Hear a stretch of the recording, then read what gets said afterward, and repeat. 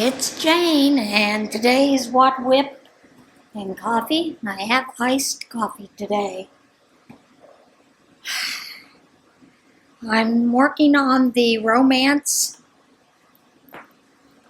Ripple Romance still. And it's a nice size lap robe, but of course I'm working on it to become quite a bit bigger. And so I'm going to continue to work on that while we chat. Miss Izzy is a little bit of a needy cat. While I was in the sewing room, ironing interfacing on the bags that I'm making, she was trying to chew on the cords, and of course I had to smack her away, get her away from them. You know, she's kind of a goofy cat wanting stuff. So then she went and got her little stuffed toy, brought it in and played with it. I'd much rather she do that. Of course, I spent a little time petting her in between the ironing the interfacing on to the back of the material. And that's a long, hot job, to be honest. So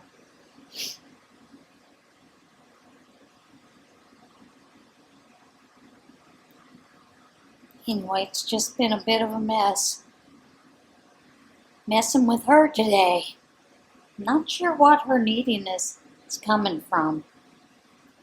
She goes in these cycles. So, of course, right now she's staring at the yarn as it's moving on the fabric. She's thinking about biting it. I can read her little cat mind sometimes. But, yeah, she's been a mess. Ronan's been busy sleeping. Sleeping in the sun. I had something weird happen this morning when I woke up. Well, it's what woke me up. Is the power flicked off. Then it flicked on, which turned the overhead light on, which it's never done that before.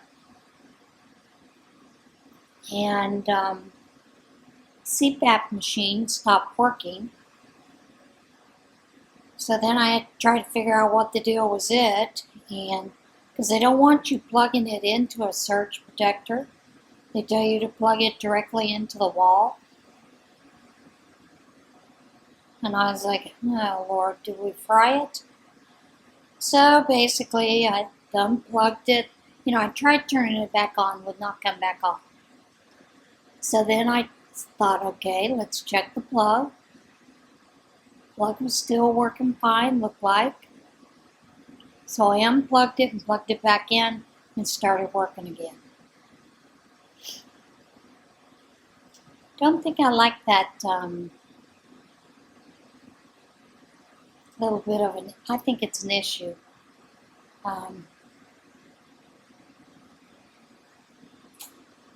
But what do I know? So anyway, I went ahead and turned it off and got up, and that was about 5:30 this morning. Got up, and for about 30 minutes I had internet. Then I had no internet at all.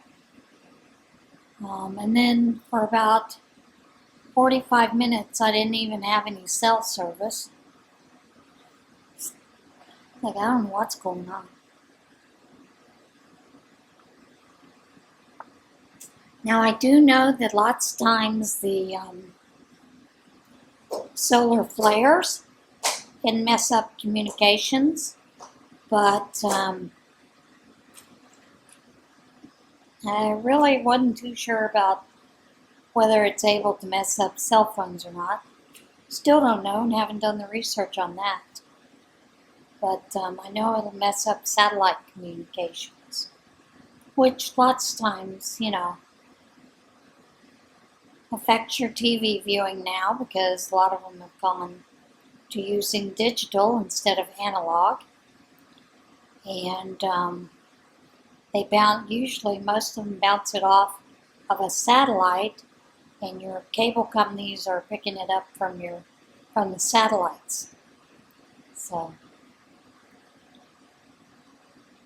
well, I thought that was rather weird, but moved on with the day. What can I say? Can't keep hanging around doing nothing. So, now I have my Bible study this morning. Great Bible study. The woman that does the Bible study is Lisa Harper, and she is one of those people that she's like Phyllis Shearer. You get that warm, fuzzy feeling about them, and they're funny, but they give you some hard truths. So I'm enjoying that Bible study quite a bit. And this is the one Bible study that each week we have it. We do a lunch. Usually someone brings the main meal, someone brings a side, and then someone brings dessert. And today's main dish was rather interesting. It was I want to say sort of a Thanksgiving dinner. I've had the Amish chicken and stuffing dinner. Sometimes it has gravy on it, sometimes it doesn't. But this one had mashed potatoes, and then it had chicken throughout the whole thing, shredded chicken. Then it had stuffing on the top with gravy that was poured off over the top, light gravy here and there, not a whole lot, so you weren't swimming in gravy. And then, of course, she brought some homemade cranberry sauce to go with it. It was really good. But I'd never had that type of dinner like that, so it was good, really good. She made a big, huge serving. I mean, a big square pan full, and I think between all of us eating, we ate half of it, so she still had half of it left. Of course, then she's pushing everybody to take containers home. So a lot of us took containers home. So we'll have that for dinner again, or for dinner tomorrow, who knows. But it was really good. And I was impressed. I told her, never had it with the mashed potatoes on the bottom. Found I liked it. She said, and they're not those store-bought mashed potatoes. I said, I know, I could tell. They have a different flavor. So it was good eating. And of course she and her husband, when he was alive, had a farm. So they grew a lot of their own, produce, those kind of things. And said her son was still working the farm, so she still has that capability. But she also tries to make sure she plants herself a nice garden, so she's got all that stuff that you can have at a later date, with canning, whatnot, and keeping potatoes in the cold storage area. So it's just neat, to get to have something that was really, truly homemade, complete from beginning to end. So, and the gal that brought the dessert, she had made cookies. She made chocolate chip cookies, and then she made they were macadamia nuts and white chocolate in an oatmeal cookie base. That was delicious. So that was kind of neat to see.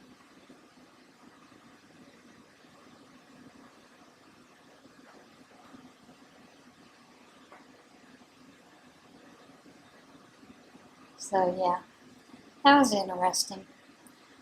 I had looked at my Facebook when I finally got it up and running later on this afternoon, about 2 o'clock, taking a break. And what I thought was rather interesting was the fact that they were talking about, I think it was Jet's coach that was fired because he had a flag of Lebanon on his jacket. And I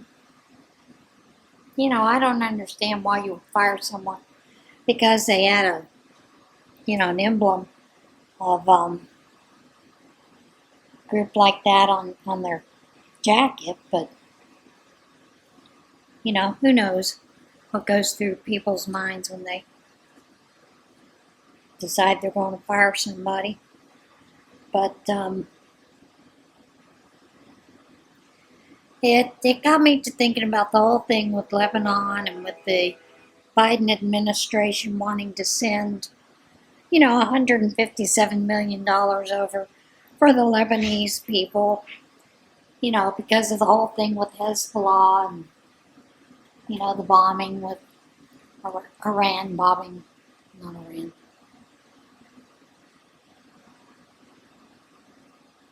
But,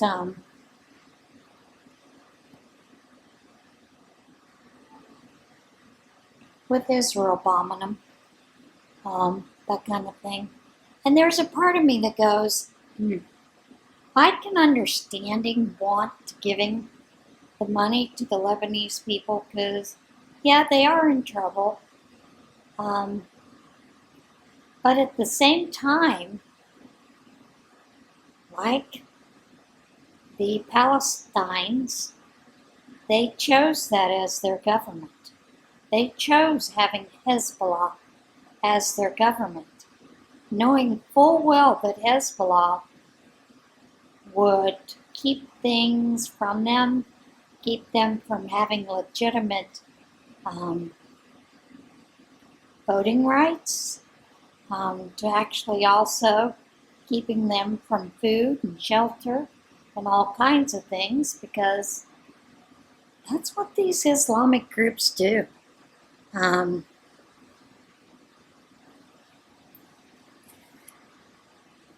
They use the people as a shield, but then they also abuse the people while they're doing it. And then there's a part of me that goes, will it actually even get to any of the people? Will it actually get to the people who need the aid?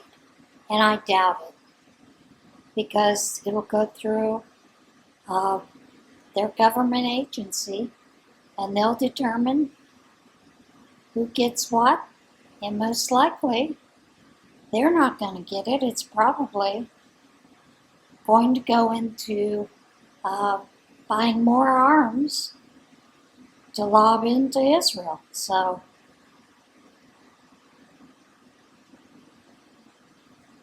I kind of question that theory, giving them that kind of money.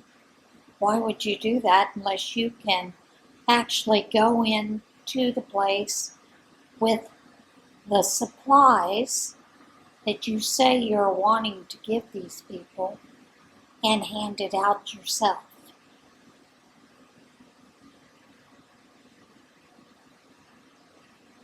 But I'm also at a point where I think we need to stop giving out all this money to all these other countries, especially those ones that are trying to do away with us and Israel.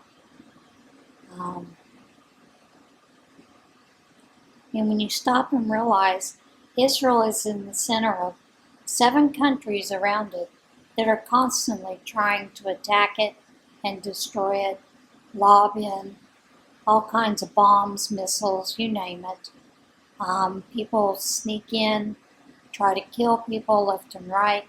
Sometimes they do, as lone people, going on stabbing sprees or stabbing sprees or whatever.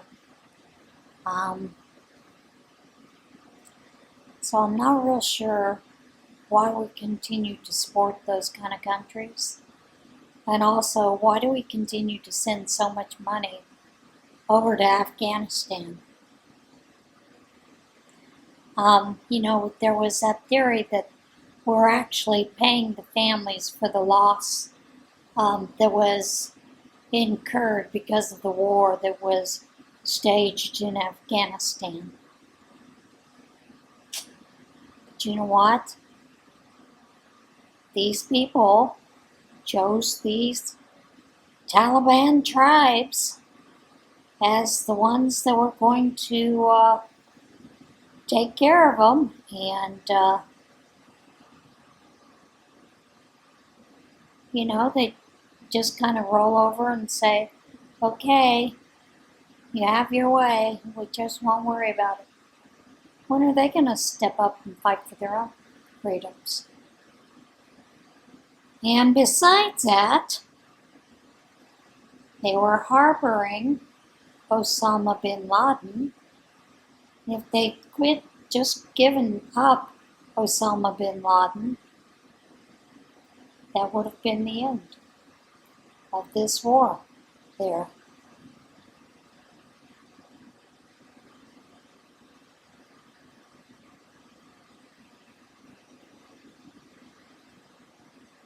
So like I said, I don't know why we keep paying them all those millions of dollars each month, supposedly for their families, that were injured or killed.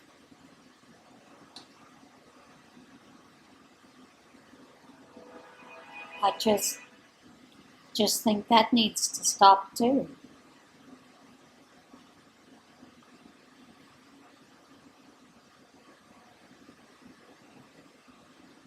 And I do have to say I'm pretty upset with the way that our government is claiming all this misinformation being put out there.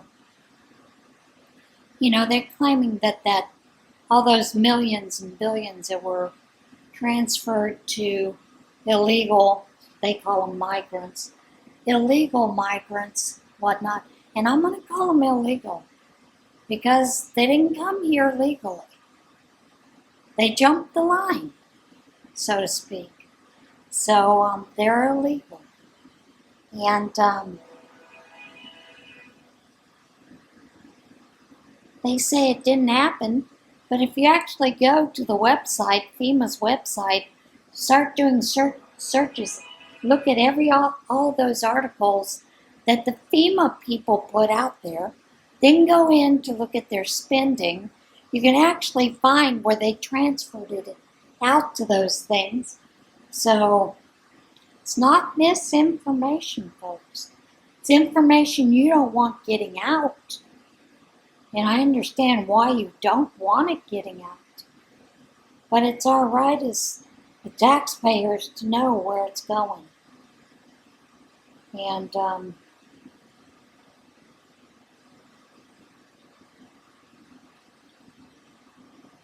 just find it sad that they hide behind it. Not only that, but the White House and press secretary have mentioned this in several of the press briefings throughout the years. So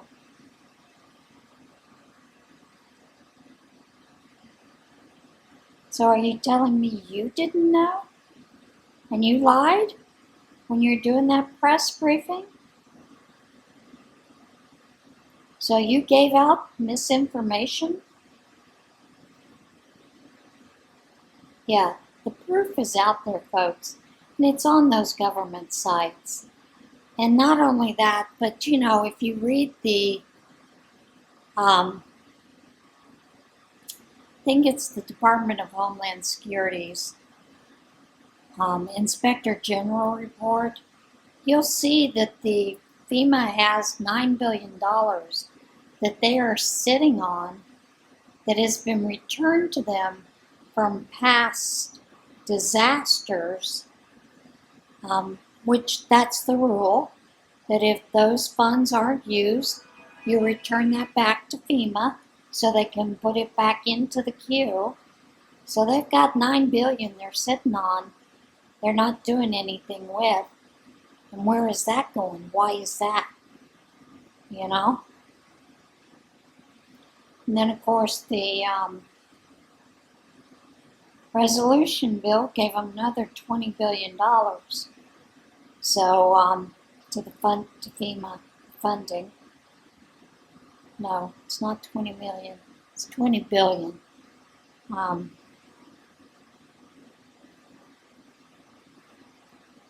To keep it going through December.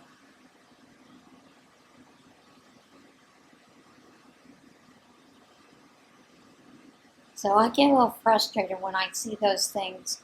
And I see the White House, trying to say this. And trying to say, well, Trump did it. Yeah, Trump did it. That's true, but he didn't hide it. Never said he didn't. And then it also depends on where it went. A lot of that went to the centers that had these folks, detention centers, also went to build detention centers, which that's a little bit different than giving them free housing for 2 years, and EBT cards, and, a free phone, and was it anywhere from $3,000 to $5,000 a month? That's a big difference. And why are you giving them $3,000 to $5,000 a month? Why aren't you only giving them maybe 6 months worth of housing, and they have to actually find a job? They always say that there are jobs out there that these people have to do because Americans won't do them. Americans won't do them because they pay under minimum wage, or they don't pay them the amount that they should be paid for those jobs. So I get frustrated when I hear that nonsense, because we know exactly what it means. What it means is they want to pay them less and under the table, so it benefits the companies that hire them. Sad, I tell you.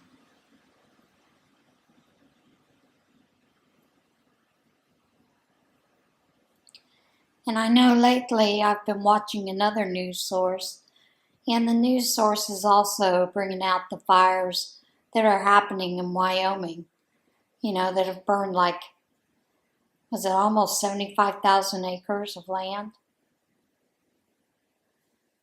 You would think that Liz Cheney would be talking about that. Apparently it's not a big deal to her, so what do I know? And I had a laugh because I had a friend that posted a meme, sent a meme to me. And she is not a Trump supporter, and that's fine with me, whatever. We all support the person we think's the right person for the job. And in it, she said, in the meme, it was Taylor Swift. Taylor Swift donated $5,000 to the victims of Hurricane Helene. What did Trump do? Well, he donated $25 million.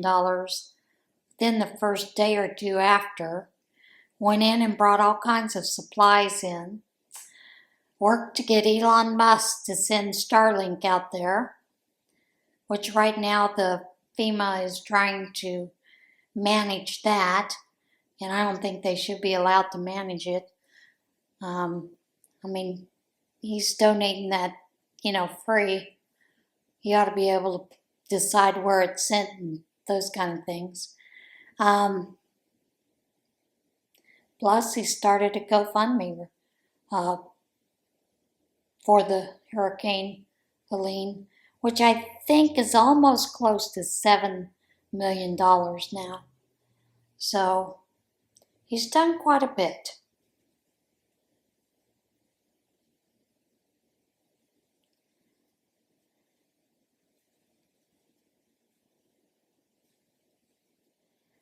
And when I told her that, she said, no, he didn't. I said, you need to go check it out because he did. He has.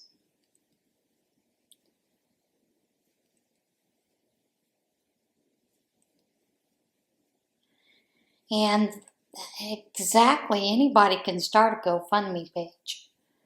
You know, just have to have a reason and what it's going for and understand that the GoFundMe page is going to take a portion of it.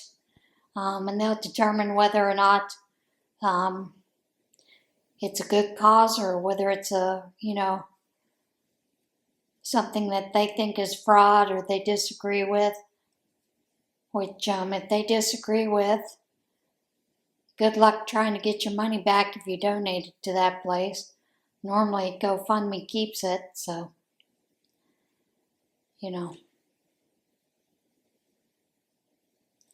Wish that weren't true, but it is true. I had donated to a place once that, because I'd heard the woman's story and talked with her and that kind of stuff, and thought it was a real story. Thought it was real and I wanted to help out. So I donated to her GoFundMe page. And turns out that she was basically trying to scam people. GoFundMe found this out and took down the thing, but they never returned any of the donations.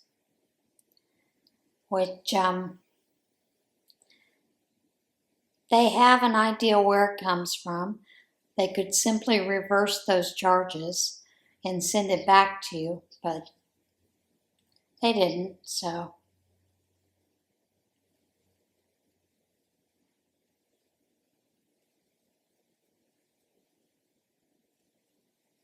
And I'm not sure how that works, if that's legal for them to do that. So, guess we'll see.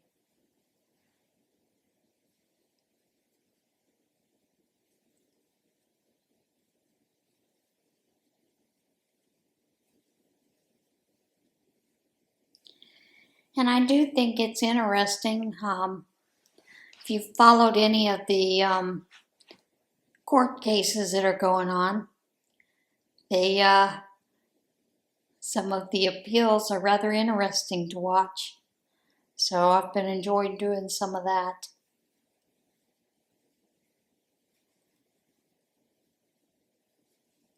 Getting a little more information about those things.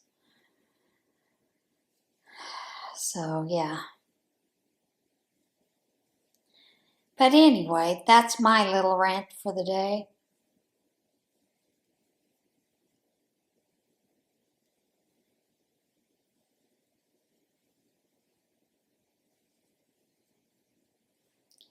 So, what are your plans for the upcoming season? Are you starting to work on Christmas items? Either small Christmas gifts for others or something like that? Have you started anything like that? Just curious. I pulled my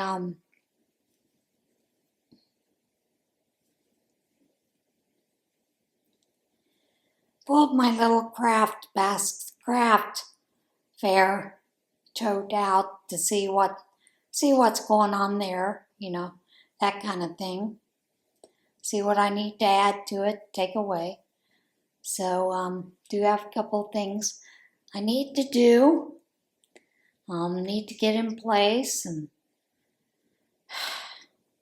that in itself is a bit of a mess. So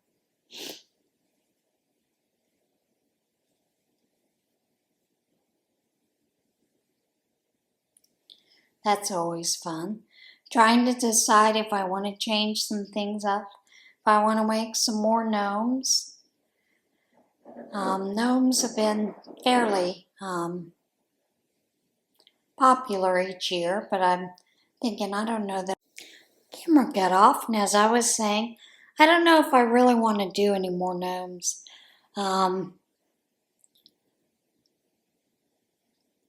in a way, I'm kind of gnomed out. If I do one, I may do some small crocheted ones and decorate them up for Christmas. But there won't be a whole lot of those. I've already determined that. And then I'm also trying to figure out some small little gifts to give some of the other people that I go to certain Bible studies with. And we've always given each other, little silly gifts. And I tend to always go to Walmart and get the fuzzy socks, the fuzzy footies, and get those as part of my Christmas gift. And sometimes I will include some hand lotions, something like that, or maybe a chapstick or something like that. Then I usually include something that is geared towards that person itself. Just a little knick-knack. Nothing real big, nothing too expensive. Sometimes I include scrubbies for them to wash dishes or whatever they want to do with it. And sometimes I don't. Mainly because I do know one of the gals normally includes scrubbies that she makes. So I tend to leave that alone for her. So we're not duplicating, same gifts given out, those kind of things.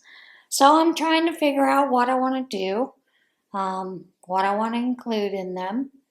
And I will tell you, my husband's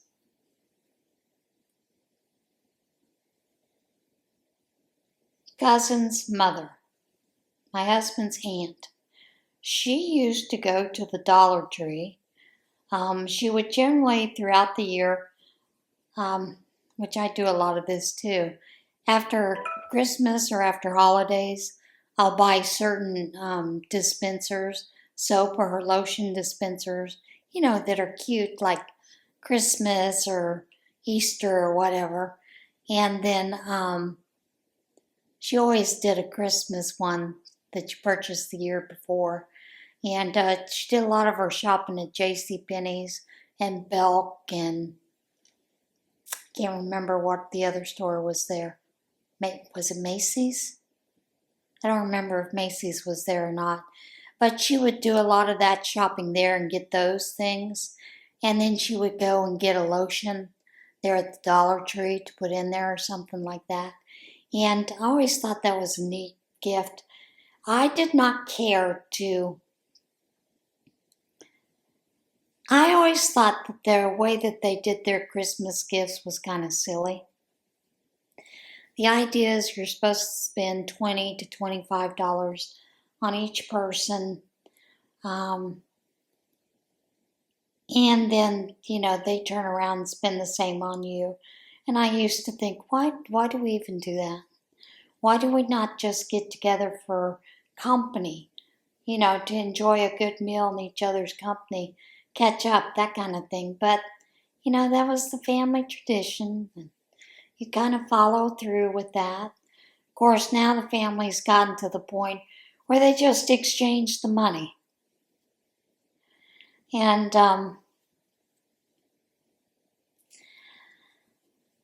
I told him, I said, I'm no longer going to participate in that just because I find it senseless to do.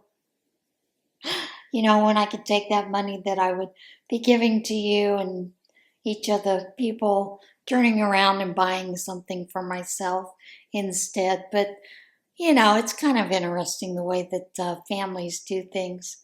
So, but, they completely understood and they started laughing and they told me, they said, yeah, we're not sure why we still do that.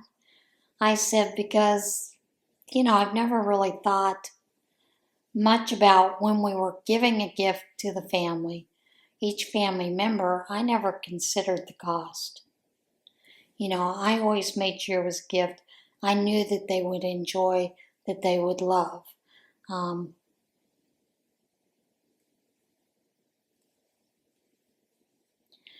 Like I'll tell you, my niece, one of her favorite gifts has always been when I would make her crocheted or knitted scarf. And generally I made it out of high dollar yarns so that it was something that she knew she had to take better care of. And she has used those throughout the year as a school teacher in the school system because it's a way to dress up without really having to dress up. Add a scarf, you know. Plus, being out on the recess when it's cold, that kind of changes the way that you think, those kind of things. So, you know, she would do those kind of things, and she enjoyed those things. And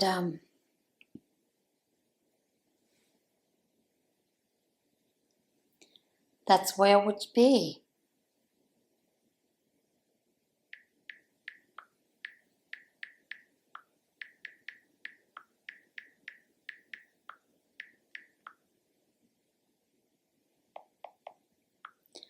Need to answer this, folks.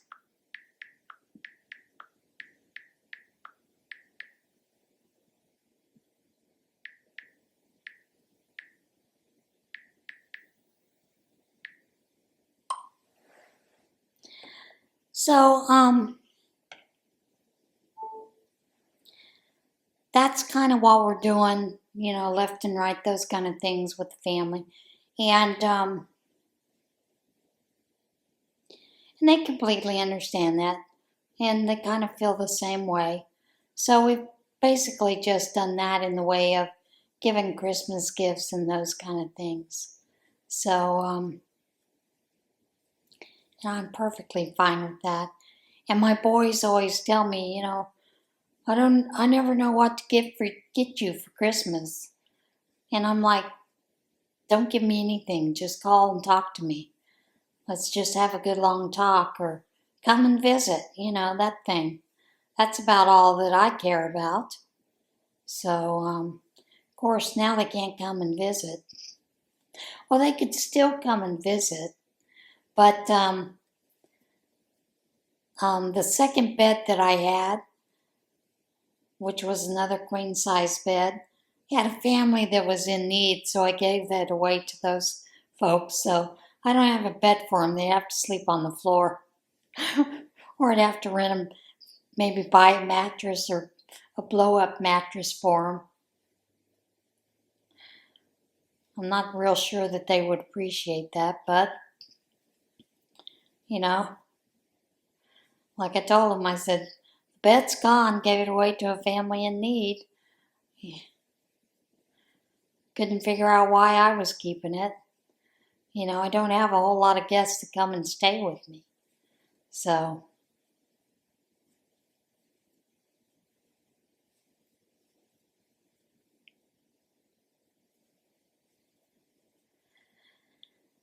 that's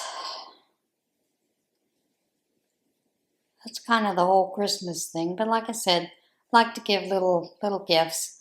And we've been talking about in the Bible study whether we want to do things. And what they had done in the past, they did last year, is they just they did not draw names. What they did is they just filled a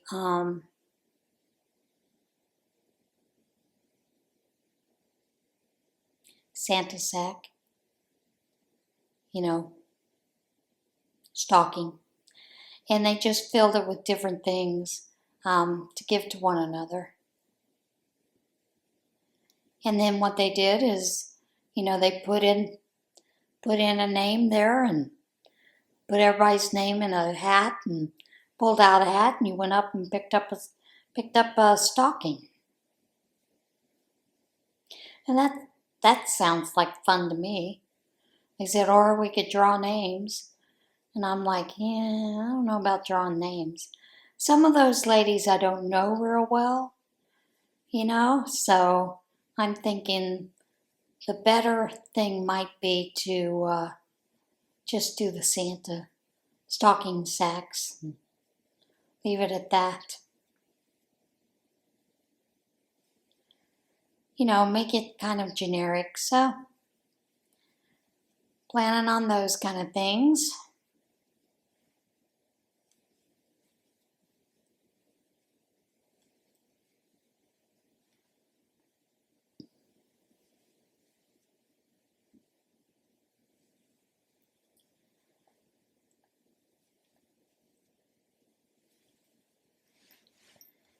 And,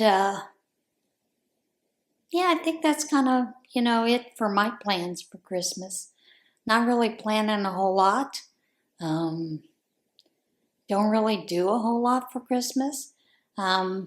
We have in the past, we've always gone to one of the churches does a free meal for Christmas. So we generally go for the free meal. I say free meal, but we always give a donation, for the meal. And it's just a time to get together. And there are a couple of other families that we know that go to that. Other older couples that go to that. And it's good choice, good chance to just get and talk with other people, and see what's going on in their lives, get to know new people. And of course, it seems like it's always the same group of people that you see out there. And a lot of these people I actually see at Lamar campgrounds for the music concerts each summer. So, nothing big, nothing too exciting.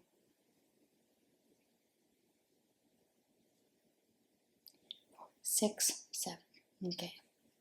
So, those are kind of plans that I have for Christmas.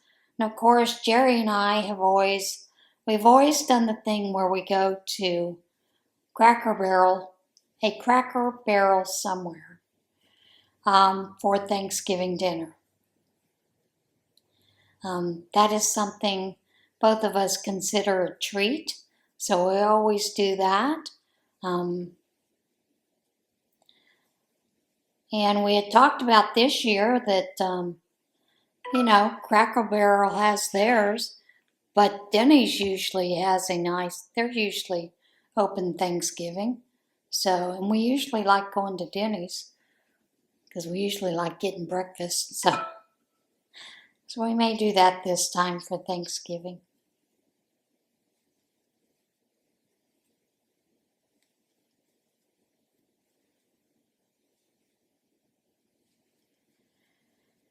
So that's kind of the gist of what's going on in my life these days. Nothing too exciting. The worst part is the only thing that's coming up is looking at later on this month, doing the depositions for the court case with the contractor, finishing up trying to get everything together that I need for that.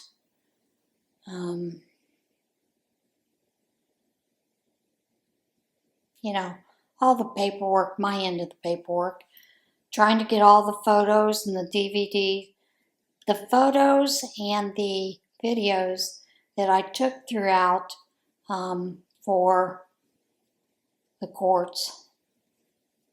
I thought I had all of them. I went back and looked. I had a couple that were missing, so I had to add some. And that's kind of stressful, trying to make sure that you get everything, for it. And I will tell you, I realized the other day, the fellow, that was, brought the propane, when he come in to look through the house, just because I just thought, he might enjoy coming in looking at the house. He'd seen it from the outside, hadn't seen it from the inside. I told him, you're more than welcome to come in. And yes, Lottie, he is single, but he's only 58. He's a child compared to me. But anyway, he had pointed out the pocket doors that I have. They all have locks on them. Well, I have two of the pocket doors the contractor installed upside down, so the latches fall down. Because what they have is they have this little, on the pocket door, there is a little tab that you can pull out to pull the latch, to pull the pocket door over to the other side of the wall of the door jamb, and then you can lock it into that mechanism. There's no mechanism on any of these other door jambs to lock it. So there was no reason for him to put the door in upside down, because it wouldn't matter. There's no way to lock it. There's no mechanism. The only mechanism is on the pocket door itself. There is nothing to lock the pocket door to. He pointed that out, and I hadn't realized that.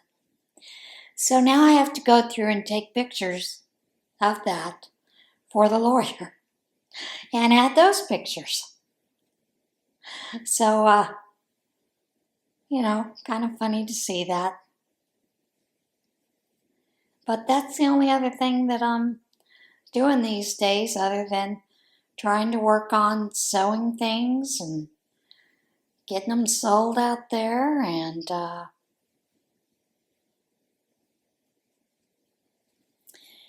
also just getting ready for the upcoming cold season. All that fun stuff. Do still have a little bit more bamboo to cut, so I will have to cut some more bamboo. That's about it. So, what are your plans for this season? Feel free to share them down below. But I think I've been talking long enough. My voice is starting to get hoarse, so I am going to let you go, and I will see you again soon. So in the meantime, be kind to one another, love one another. I'll see you guys soon. Bye.